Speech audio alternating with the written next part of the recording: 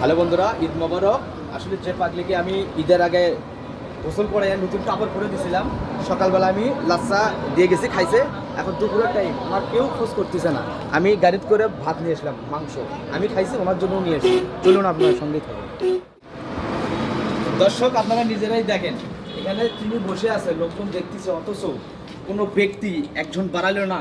যে বৃদ্ধ পাগলি মাটা কি খায় দুপুরে, আজকে ঈদের দিন, সবাই তো গোস্ত মাছ দিয়ে, খাসির মাংস সব কিছু দিয়ে খাইছেন, বিরিয়ানি কোরমা, এনার জন্য কেউ চিনতে পারে নাই।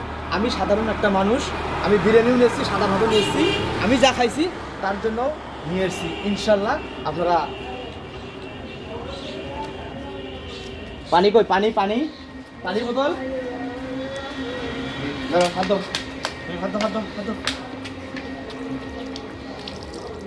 খাও খাও। খাসি আমি খাসি, আমি খাসি খাসি, খাও খাও খাও খাও। সত্যি পাগলি মা খুব খুশি হয়েছে, দেখছেন, ক্ষুধার্ত ব্যক্তি একজন, ক্ষুধার্ত তিনি, উনি যে খাও, তুমি খাও, খাইছে খাইছে, খাও তুমি খাও, হ্যাঁ খাও খাও খাও খাও খাও।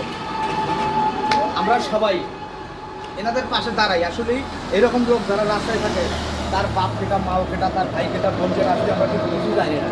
আজকে কতদিন যাবত এই ফলবাঙ্গা ইনি অবস্থিত, আমরা প্রতিদিন নিয়ত আমরা তাকে খাবার দিচ্ছি। ইনশাল্লাহ আপনারা শুধু কিছু চাইবো না, খালি ভিডিওটা একটু শেয়ার করে দেবেন, যাতে এইরকম লোক, মানে রাস্তায় যেগুলো মানুষ সম্পন্ন হারানো, এই লোকগুলোর পাশে আমরা দাঁড়াতে চাই। আপনারা খালি এইটুকুই করবেন, ভিডিওগুলো শেয়ার করবেন। আজকে একটা ঈদের দিন, এখন বাজে প্রায় 1:30, অথচ উনি কিছু খাই নাই।